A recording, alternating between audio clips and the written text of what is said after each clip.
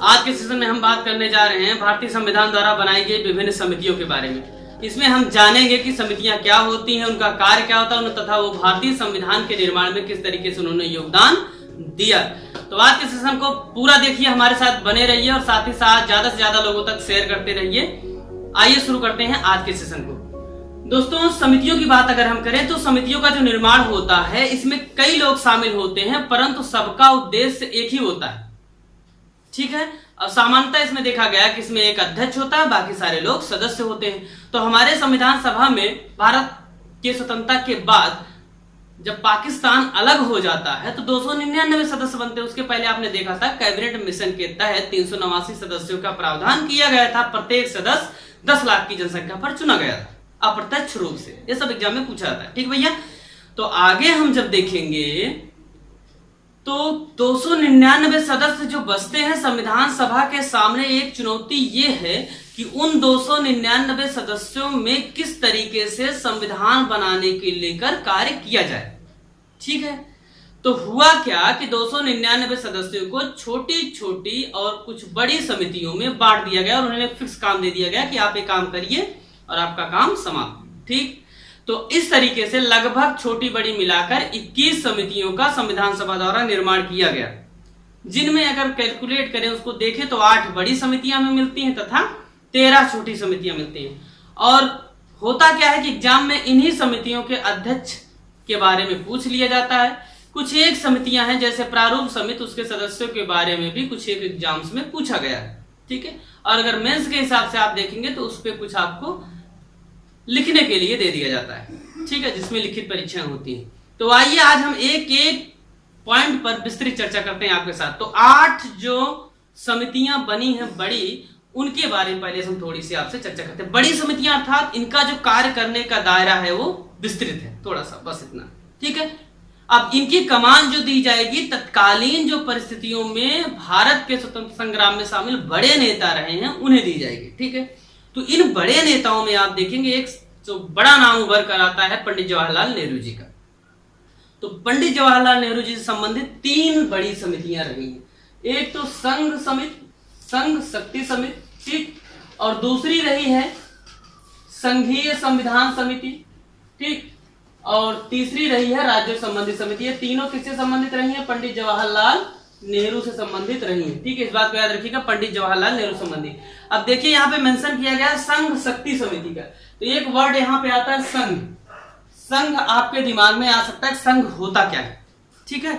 तो थोड़ा सा हम जानकारी प्राप्त करते हैं संघ के बारे में। ठीक है। संघ अर्थात यूनियन। भारत में जो संघ के लिए शब्द प्रयोग किया गया यूनियन या कनाडा से प्रेरित है। इसका आशय यह हुआ कि भारत में शक्तियों का प्रयोग मिलकर राज्य और केंद्र द्वारा किया जाता है। ठीक, इतना जानिए आप। तो इससे संबंधित जो समिति थी उसके अध्यक्ष जवाहरलाल नेहरू बनाए गए। साथ ही साथ जो संघीय संविधान समिति थी, संघ का संविधान किस तरीके से होगा उससे संबंधित जो समिति उसके अध्यक्ष जवाहरलाल नेहरू बनाए गए।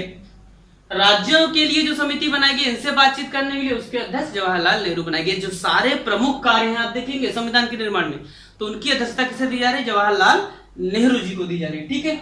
अगला हम देखते हैं राजेंद्र प्रसाद, जो कि 24 जनवरी 1950 को संविधान सभा की आखिरी बैठक में भारत के राष्ट्रपति के रूप में चुने जा रहे हैं। उनको 2 समितियों की अध्यक्षता दी गई थी। एक तो प्रक्रिया नियम समिति की जो किस तरीके से काम चलना है संविधान सभा का उसको डिराइव किए। साथ ही साथ संचालन समिति का भी इन्होंने काम देखा। कौन? राजेंद्र प्रसाद जी ने। राजेंद्र प्रसाद जी को याद रखिएगा, बिहार का गांधी भी कहा जाता है। क्या कहा जाता है? बिहार का गांधी। इस बात को याद रखिएगा। ठीक है। लोग इन्हें प्यार से राजेंद्र बाबू कहते थे। ठीक भैया, बिहार से संबंधित। ठीक, ये क्लियर हुआ। अब इसके बाद एक बड़ा नाम आता है भारतीय संविधान सभा में, सरदार पटेल जी का। अब इनको काम कैसा दिया जाएगा? वैसे इसी तरीके से दिया जाएगा। ठीक है। गृह मंत्री भी रह चुके हैं तो घर संभालने वाला काम इनको पूरा दिया गया। घर को किस तरीके से भारत के क्षेत्रों को मैनेज करना पूरा। एक काम दिया गया प्रांतीय संविधान समिति कि प्रांतों से संबंधित किस तरीके से संविधान बनेगा उसकी अध्यक्षता करेंगे। एक काम क्यों दिया गया? ये काम इसलिए दिया गया कि प्रांत उस समय क्या इधर उधर बिखरे पड़े हैं, क्योंकि स्वतंत्रता थी, वो चाहे तो भारत में शामिल हो, चाहे पाकिस्तान में शामिल हो, चाहे तो अलग अपना देश बना के रहे। तो उनसे बातचीत करने के लिए उनका संविधान कैसा होगा? सरदार पटेल को नियुक्त किया गया। उसके बाद परामर्श समिति बनाई जाती है, उसके भी अध्यक्ष सरदार पटेल बनाए जाते हैं। परामर्श समिति का काम क्या है? परामर्श समिति का संबंध यही है कि कोई भी मुद्दा अगर संविधान सभा में आता है उस पर अपनी राय व्यक्त करना कि इसको ऐसा किया जाए तो ज्यादा अच्छा होगा। अब चूंकि ये बड़ा काम है तो इस बड़े काम को करने के लिए 5 उप समितियां बनाई गई। ठीक भैया, कितनी? 5।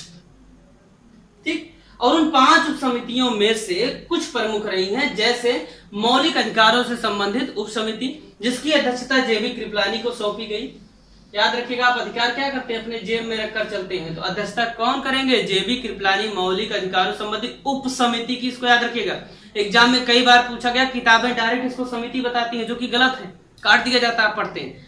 तो याद रखिएगा, उप समिति है जो मौलिक अधिकारों संबंधित है। ठीक है, और उसके बाद एक बनाई गई और अल्पसंख्यक उप समिति जिसकी अध्यक्षता एस.सी. मुखर्जी को सौंपी गई। ठीक, ये 2 प्रमुख उप समितियां थी, हालांकि बनी पास थी। ठीक, अब आगे चलते हैं छोटी समितियों, जो 13 छोटी छोटी समितियां बनाई गई संविधान के निर्माण के क्रम में, उसमें से कुछ प्रमुख को हम जानेंगे।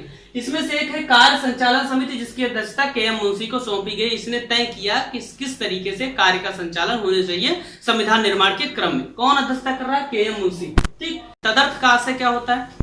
तुरंत के किसी मुद्दे पर विचार करने के लिए। तो राष्ट्रध्वज से संबंधित जो समिति बनाई गई तदर्थ, उसकी अध्यक्षता कौन के? डॉक्टर राजेंद्र प्रसाद। बताते चले कि भारत का राष्ट्रध्वज जो तिरंगा है, इसे 22 जुलाई 1947 को स्वीकार किया गया राष्ट्रध्वज के रूप में। इस बात को याद रखिएगा, बहुत बार इसको एग्जाम में पूछा गया, कब स्वीकार किया गया? 22 जुलाई 1947 को। जुलाई के बाद क्या आता है? अगस्त। अगस्त में हम क्या हो रहे हैं? आजाद हो रहे हैं 15 अगस्त 1947 को। तो आजादी के समय झंडा फहराएंगे ना, तो अर्थात आजादी के पहले। कब? जुलाई। अगस्त के पहले जुलाई। ठीक है ना, तो जुलाई में कौन? जुलाई 22 जुलाई को हमारा राष्ट्रध्वज स्वीकार किया गया। ठीक है भैया, आगे चलते हैं। कुछ ऐसे भी लोग थे जो छोटी समितियों की जिनको अध्यक्षता सौंपी गई, जो कि संविधान सभा के सदस्य नहीं थे। उनमें कुछ नाम है एस वरदाचारी के, ये थे, और एस.के. डार थे। ये 2 ऐसे लोग थे। एक और थे नलिनी रंजन सरकार। ये 3 ऐसे लोग थे जो कि भारतीय संविधान सभा के अध्यक्ष न होते हुए भी समितियों की अध्यक्षता किए। इसलिए ये महत्वपूर्ण है, थोड़ा सा इसको याद रखिएगा, जबकि इसको सामान्यता पूछा नहीं गया। लेकिन आप इसको याद रखिए, चूंकि ये संविधान सभा के क्या है? मेंबर नहीं है, फिर भी अध्यक्षता कर रहे हैं। ठीक है, तो सर्वोच्च न्यायालय के लिए जो तदर्थ समिति बनाई गई उसके एस वरदाचारी अध्यक्ष हैं। कौन? एस वरदाचारी। ठीक है भैया, नागरिकता पर एक तदर्थ समिति बनाई गई, उसके कौन अध्यक्ष हैं? एस वरदाचारी। तो अर्थात इन्होंने 2 काम किया, क्या? न्यायालय वाला और नागरिकता वाला। इसको दोनों आप याद रखिएगा साथ में। साथ ही साथ भाषाई प्रांत के लिए एक समिति बनाई गई, एस.के. डार। ये भी क्या थे? संविधान सभा के सदस्य नहीं थे, इनको बाहर से ऐसे व्यक्ति थे जिनको अपॉइंट किया गया था। ठीक, और उसके बाद संघीय संविधान के वित्तीय प्रावधानों पर विचार करने के लिए एक समिति बनाई गई थी। 64 लाख रुपए इन्होंने खर्च किया था। तो उस पर विचार कौन करेगा? नलिनी रंजन सरकार विचार करेगी। ठीक है, तो पूछा जा सकता है कि संविधान के निर्माण में समितियों में कितने ऐसे सदस्य थे जो बाहरी थे और उन्हें अध्यक्ष पद पर तैनात किया गया? तो 3 ऐसे सदस्य थे। कौन कौन? तो अगर पूछता है आपसे 3 ऐसे कौन से लोग थे जो बाहर से आकर अध्यक्षता किए थे, तो आपको याद रखना है एस वरदाचारी, एस.के. डार और नलिनी रंजन सरकार। अब दोस्तों, इन सब के बाद एक महत्वपूर्ण बड़ी समिति हमसे बची हुई है, ड्राफ्टिंग कमेटी, अर्थात प्रारूप समिति। प्रारूप समिति के बारे में चर्चा करेंगे। इसका काम ये स्ट्रक्चर, संविधान का स्ट्रक्चर किस तरह से होगा उसके बारे में बताना।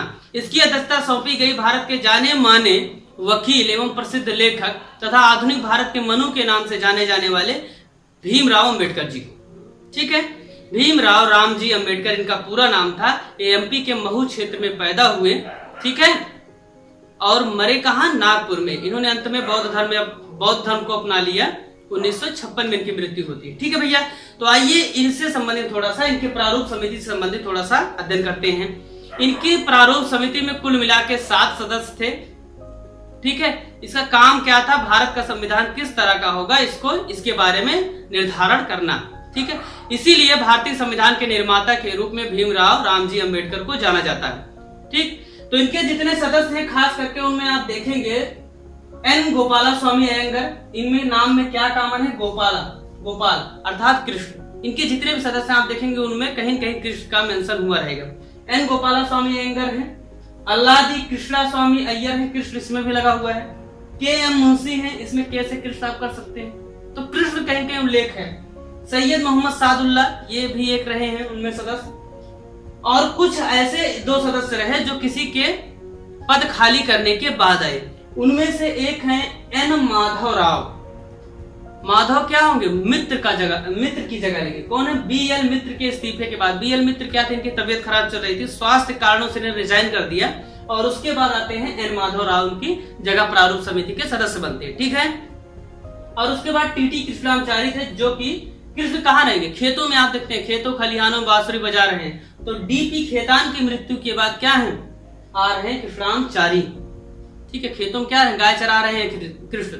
ठीक है, TT कृष्णाचारी DP खेतान की मृत्यु के बाद आ रहे हैं। तो आपसे क्वेश्चन यहाँ से पूछा जाता है कि प्रारूप समिति की अध्यक्षता किसने की? ठीक, तो भीमराव अंबेडकर जी ने की। प्रारूप समिति में कुल मिला के कितने लोग शामिल थे? 7 लोग शामिल थे। इस तरीके से प्रश्न आपसे पूछे जाते रहे हैं। प्रारूप समिति का काम क्या था? ड्राफ्टिंग करना, पूरे संविधान को किस तरीके का होगा, कितने अनुच्छेद होंगे, कितनी अनुसूचियां होंगी। आप देखेंगे जब संविधान बनकर तैयार हो जाता है, या अगर थोड़ा सा मैंने कहानी पिछले सेशन में बताई थी, BN राव जब जो है, जो संवैधानिक सलाहकार थे, एक बनाते हैं एस्टीमेट किस तरीके का संविधान बनेगा, तो प्रारूप समिति को भेजा जाता है उनके एस्टीमेट पर विचार करने के लिए। प्रारूप समिति ने उनके अनुच्छेदों अनुसूचियों को घटा दिया, अनुच्छेदों को बढ़ा दिया। उसके बाद फिर संविधान सभा के सामने रखा जाता है, फिर विचार किया जाता है। तो अंतिम में कितने संविधान होंगे, कितने अनुच्छेद होंगे, कितने भाग होंगे, ये किसने तय किया? तो प्रारूप समिति ने तय किया।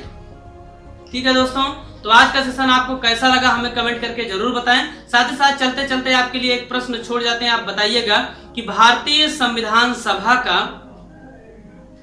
प्रतीक चिन्ह क्या था?